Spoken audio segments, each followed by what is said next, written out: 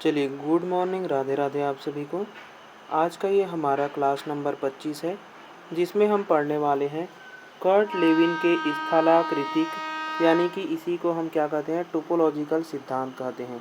ठीक है, देखिए कर्ट लेविन के, है ना, तल रूप अधिगम का सिद्धांत, इसी को प्राकृतिक दशा का सिद्धांत, थ्री फेज थ्योरी और क्षेत्र सिद्धांत के नाम से हम जानते हैं। जो कर्ट लेविन है वो कहाँ के रहने वाले मनोवैज्ञानिक हैं, तो जर्मनी के रहने वाले मनोवैज्ञानिक है। ठीक है, चलिए, जो कर्ट लेविन है उन्होंने एक स्टेटमेंट दिया हुआ है कि व्यक्ति एवं वातावरण का उत्पाद, यानी कि व्यक्ति जो है वह वातावरण की अंतःक्रिया से, है ना, हम उसके किसको देखते हैं, तो उसके व्यवहार को देख पाते हैं। यानी कि हम किसी भी व्यक्ति के व्यवहार को देखना चाहते हैं तो हम उस व्यक्ति और उस व्यक्ति से संबंधित वातावरण, यानी कि उसके जिस क्षेत्र में वो है उस क्षेत्र के बारे में हमें जानना होगा, तभी हम व्यक्ति के किसके बिहेवियर के बारे में हम जान पाएंगे। ठीक है, चलिए देखिए, तो इन्होंने एक सूत्र दिया हुआ है कि B = F × P × E, यानी कि जो बिहेवियर है वो फंक्शन होता है या फिर फील्ड होता है किसका, पर्सन और इन्वायरमेंट के इनटू का, यानी कि गुणा का। ठीक है, तो जो बिहेवियर है वो फंक्शन है किसका, पर्सन और इन्वायरमेंट के गुणज का, है ना।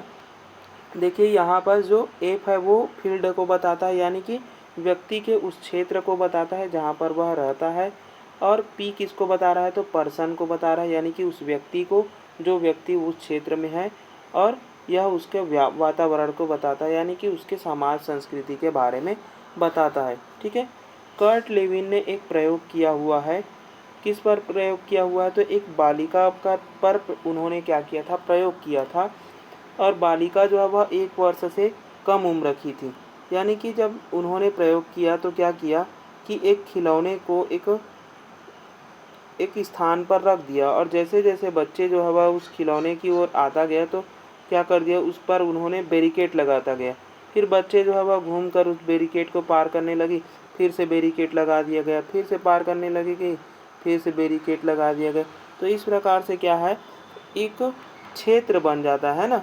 तो बच्चे के उस क्षेत्र के बारे में हम अध्ययन करते हैं, इसी को कर्ट लेविन जो है वह बताना चाहते हैं इस प्रयोग के बारे में। चलिए, तो देखिए जो कर्ट लेविन है उनके मूल विचार क्या क्या थे। तो लेविन ने अधिगम और व्यवहार को क्षेत्र की अवधारणा से समझाया, यानी कि उन्होंने जो प्रयोग किया बच्चे पर वो इसलिए किए प्रयोग को क्योंकि वो समझाना चाहते थे कि हम किसी भी व्यक्ति के व्यवहार, यानी कि उसके अधिगम और व्यवहार के बारे में यदि जानना चाहते हैं तो उसके पूरे क्षेत्र को हमें जानने की आवश्यकता है जिस क्षेत्र में वो है।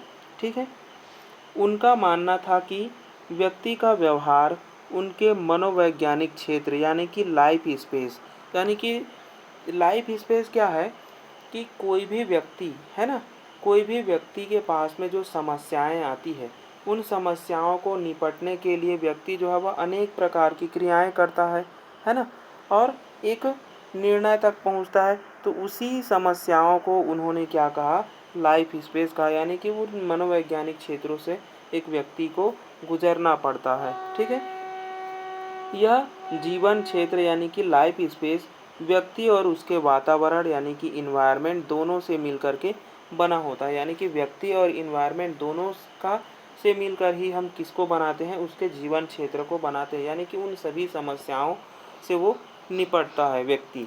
ठीक है, चलिए आगे देखते हैं हम लोग प्रमुख अवधारणाओं के बारे में।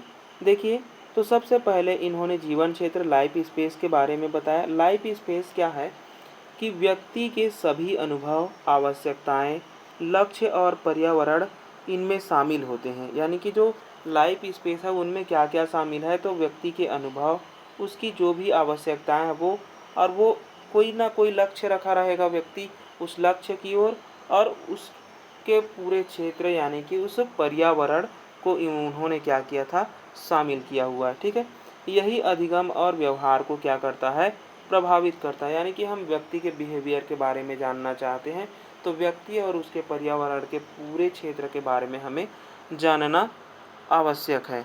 ठीक है, देखिए जो लाइफ स्पेस है वो क्या है, यानी कि कोई भी व्यक्ति है, व्यक्ति के पास अनेक समस्याएं हैं और व्यक्ति उन सभी समस्याओं यानी कि कोई भी जो बाधाएं हैं, है ना, बिना घबराए हुए वो क्या करता है, अपने लक्ष्य की ओर, है ना, जाने लगता है। तो उसी इन्हीं सभी बाधाओं से जो लड़ रहा है, उसी क्षेत्र को हम क्या कहते हैं, उसके जीवन विस्तार यानी कि जीवन क्षेत्र कहते हैं। ठीक है, लाइफ स्पेस कहते हैं।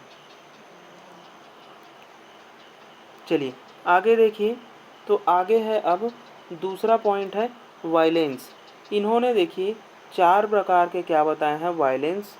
देखिए मूल रूप से तो 3 प्रकार के वायलेंस है, चौथा जो वायलेंस है उसको बनाया गया है ना, जिसे हम मानसिक द्वंद्व के नाम से भी जानते हैं। इसको हम किस नाम से जानते हैं, तो मानसिक द्वंद्व। ठीक है, इसको हम किस नाम से जानते हैं, तो मानसिक द्वंद्व के नाम से भी जानते हैं। ठीक है, इस मानसिक द्वंद्व को हम अलग से एक क्लास में पढ़ाएंगे। ठीक है, इसके अगले क्लास में, क्योंकि ये जो है वह बहुत ही महत्वपूर्ण है। यहाँ से आपको एक प्रश्न देखने को मिल जाते हैं, है ना, मानसिक द्वंद्व से, इसलिए इसका एक क्लास और लिया जाएगा। चलिए आगे देखिए, जो वायलेंस है यानी कि जो मानसिक द्वंद्व है, ठीक है, जिसमें हमें क्या दिखता है, आकर्षण और प्रतिकर्षण दोनों व्यवहार दिखते हैं, है ना। कोई वस्तु, व्यक्ति या परिस्थिति हमारे लिए सकारात्मक और नकारात्मक दोनों प्रकार से रखती है। यानी कि हम, कोई भी व्यक्ति है, उसके वो जो भी कार्य कर रहा है तो वहाँ पर उसको क्या मिलेगा, एक तो सकारात्मक और दूसरा नकारात्मक, यानी कि दोनों प्रकार के क्या मिलते हैं, उसको परिणाम मिलते हैं। ठीक है, फिर इन्होंने बताया तीसरे पॉइंट में सदिश के बारे में, वेक्टर्स के बारे में, यानी कि यह दिशा और शक्ति को दर्शाता है जो लक्ष्य की ओर या उससे दूर ले जाता है। यानी कि अगर उससे दूर ले जा रहा है तो हम क्या कहेंगे, वहाँ पर नकारात्मक व्यवहार को दर्शा रहा है ना। अगर उसके पास जा रहे हैं, लक्ष्य के पास अगर हम जा रहे हैं किसी क्रिया द्वारा, तो क्या हो गया, हमारा सकारात्मक व्यवहार हो जाता है। ठीक है, तो जो हमने मानसिक द्वंद्व के बारे में बात कही थी उसको देखिए 3 पॉइंट में। सबसे पहला होता है समीप समीप, जिसे हम अप्रोच अप्रोच मानसिक द्वंद्व कहते हैं। जब दो आकर्षक यानी कि विकल्प एक समान हो, यानी कि आपको कोई समस्या दी गई है और उनमें से कोई दो ऐसी समस्याएं जो दोनों ही समान है, यानी कि हमें दोनों समान कहने का मतलब है, मैं दोनों को चाहता हूँ, दोनों समस्याओं को चाहता हूँ कि मैं, जैसे कि कोई भी एक समस्या है, उसके 2 समाधान हैं और दोनों समाधान ही अच्छे हैं, है ना। तो मैं कंफ्यूज हो जा रहा हूँ कि मैं इस पर इस मेथड से हल करूं या फिर इस मेथड से हल करूं, यानी कि पहले मेथड से हल करूं या फिर मैं दूसरे मेथड से हल करूं। तो ये मेरा क्या हो जाएगा, अप्रोच अप्रोच, यानी कि समीप समीप मानसिक द्वंद्व हो जाएगा। ठीक है, चलिए वायलेंस सॉरी, दूसरा क्या है, दूसरा है अवॉइडेंस, है ना। तो अवॉइडेंस क्या है, जिसे हम परिहार परिहार मानसिक द्वंद्व कहते हैं। जब दो अप्रिय विकल्प हो, यानी कि अब कोई समस्या आ गई और दो ऐसे विकल्प मुझे टीचर ने दे दिया या किसी व्यक्ति ने दे दिया कि दोनों ही मुझे अच्छे नहीं लग रहे हैं, है ना, लेकिन मुझे किसी एक को चुनना ही पड़ेगा वहाँ पर। तो ये मेरा क्या हो गया, परिहार परिहार क्या हो गया, मेरा मानसिक द्वंद्व हो गया, जिसे मैं अवॉइडेंस अवॉइडेंस क्या कह रहा हूँ, कॉन्फ्लिक्ट कह रहा हूँ। ठीक है, चलिए अगला है हमारा अप्रोच अवॉइडेंस। अप्रोच अवॉइडेंस यानी कि समीप परिहार मानसिक द्वंद्व, जब एक ही वस्तु आकर्षक भी हो और अप्रिय भी हो। यानी कि अब मुझे क्या है कि मान लो मेरे को दांत में प्रॉब्लम है ना, तो मेरे को दांत में अगर प्रॉब्लम है और मेरे को रसगुल्ले खाने भी पसंद है और कोई मुझे रसगुल्ले दे रहा है, अब मैं क्या हो गया, समीप, यानी कि मेरा वो खाने का मन है, अप्रोच हो रहा हूँ मैं उसके तरफ, है ना, लेकिन मेरा खाने का मन भी नहीं है क्योंकि उसके दुष्परिणाम हो सकते हैं, क्योंकि मेरा अभी दांत दर्द दे रहा है ना। तो ये क्या हो गया, मेरा समीप परिहार मानसिक द्वंद्व हो गया। ठीक है, तो इसी के बारे में जो है वह कर्ट लेविन जो है वह बताना चाहते हैं। ठीक है, तो चलिए इसको हम अगले क्लास में पढ़ भी सकते हैं और नहीं भी पढ़ सकते हैं ना, क्योंकि ये बहुत ही सिंपल है। देखिए अप्रोच अप्रोच में क्या होगा, तो आपके पास दो ऐसी समस्याएं रख दी जाएगी कि दोनों ही आपको प्रिय लगेंगे, है ना, उनमें से आपको किसी एक को चुनना होगा। दूसरा क्या है, दो ऐसी समस्याएं या दो ऐसे विकल्प रख दिए जाएंगे कि दोनों ही अप्रिय लग रहे हैं लेकिन एक को आपको चुनना ही पड़ेगा। अब तीसरा क्या है, तो तीसरा है एक तो समीप भी है और परिहार भी है, यानी कि पसंद भी है और नापसंद भी है ना। तो क्या, लेकिन मेरे को एक को चुनना ही पड़ेगा, लेकिन मेरे को दोनों से ही क्या हो गया, मेरे को प्रॉब्लम होने वाला है। ठीक है, चलिए अब आगे देखिए। अधिगम के संदर्भ में जो कर्ट लेविन है उन्होंने क्या कहा, अधिगम व्यक्ति और पर्यावरण को डायनेमिक अंतःक्रिया है, यानी कि पूरे व्यवहार को बताता है। डायनेमिक मतलब कि पूरे व्यवहार को, है ना, संपूर्ण व्यवहार को बताता है। विद्यार्थी तब सीख सकता है जब उसका जीवन क्षेत्र परिवर्तित हो, यानी कि उसके जो लाइफ स्पेस है उसमें क्या होना चाहिए, परिवर्तन होते रहना चाहिए, तभी व्यक्ति क्या है, वह सीखते रहता है ना। समस्या समाधान और निर्णय लेना इस सिद्धांत के महत्वपूर्ण पहलू होते हैं, यानी कि यहाँ पर समस्या होता है, उसका हम समाधान करते हैं और उस पर कोई ना कोई, यानी कि उस समस्या पर हमें निर्णय लेना आवश्यक है। ठीक है, चलिए आगे देखते हैं। शैक्षिक निहितार्थ, यानी कि शिक्षा में इसके क्या क्या प्रयोग हैं उसको देख लेते हैं।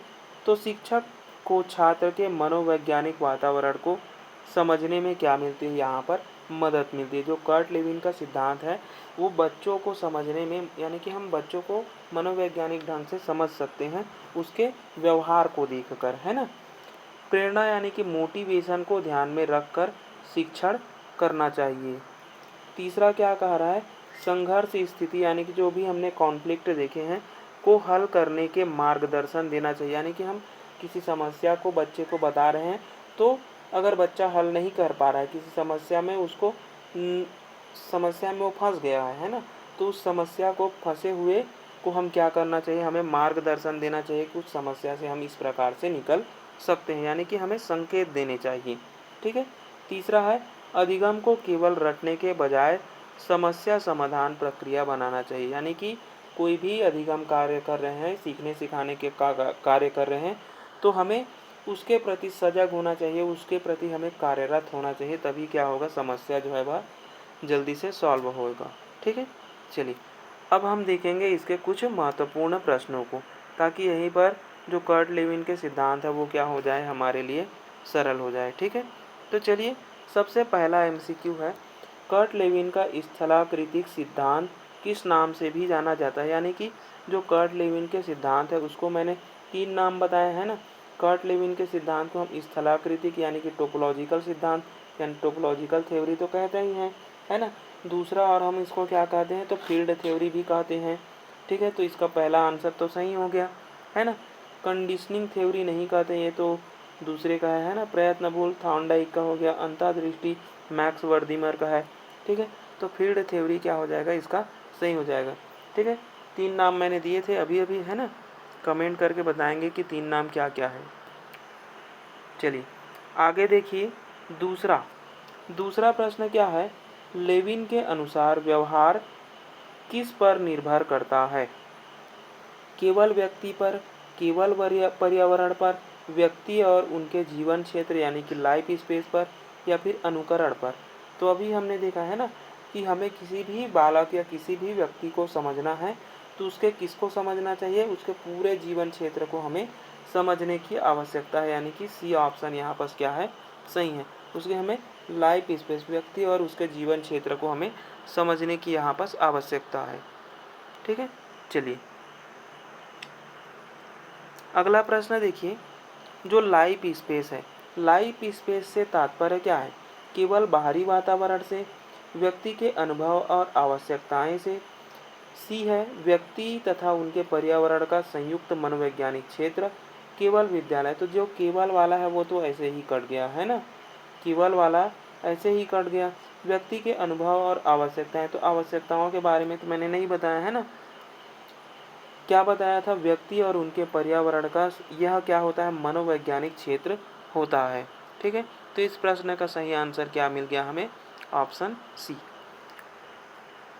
चलिए चौथा प्रश्न देखिए, चौथे प्रश्न का तो आंसर दिख गया है, फिर भी देखिए लेविन के अनुसार जो वायलेंस है का अर्थ क्या है।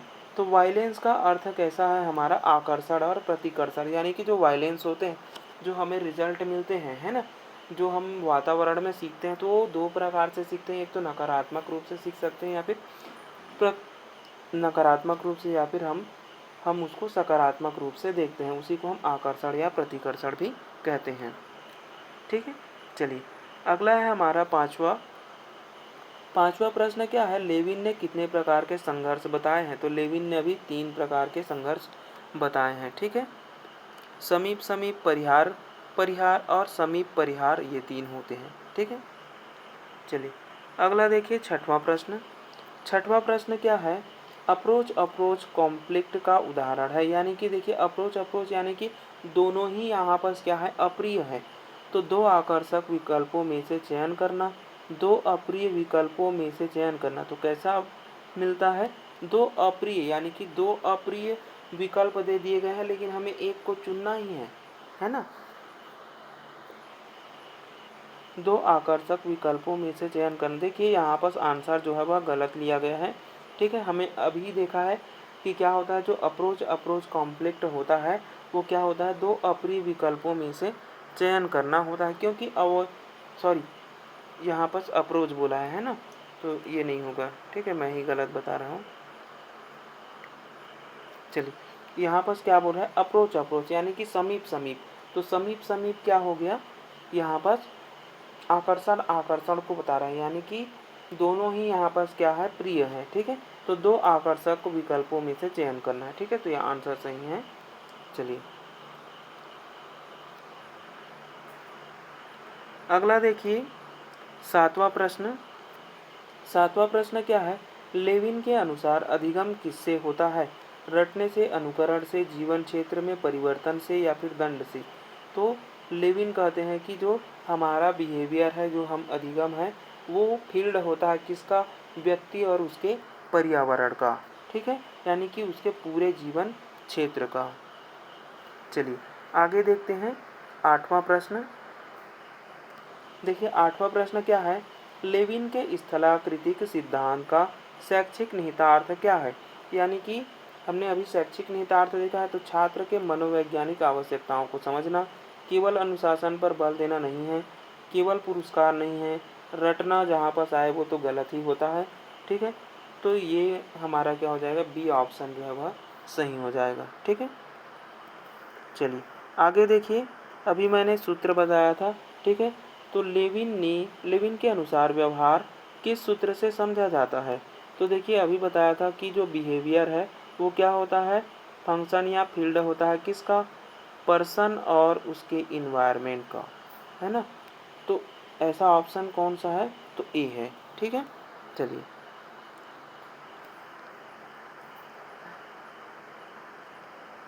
आगे देखिए 10वां प्रश्न, लेविन किस देश के मनोवैज्ञानिक थे। तो देखिए लेविन जो है वह कहाँ के मनोवैज्ञानिक थे, तो अभी बताए थे लेविन जो है वह जर्मनी के मनोवैज्ञानिक है। चलिए, तो ये था हमारा 10 प्रश्न और लेविन के स्थलाकृतिक यानी कि टोपोलॉजिकल थ्योरी के बारे में। ठीक है, अच्छा लगे तो लाइक शेयर एंड सब्सक्राइब ज़रूर करें। धन्यवाद।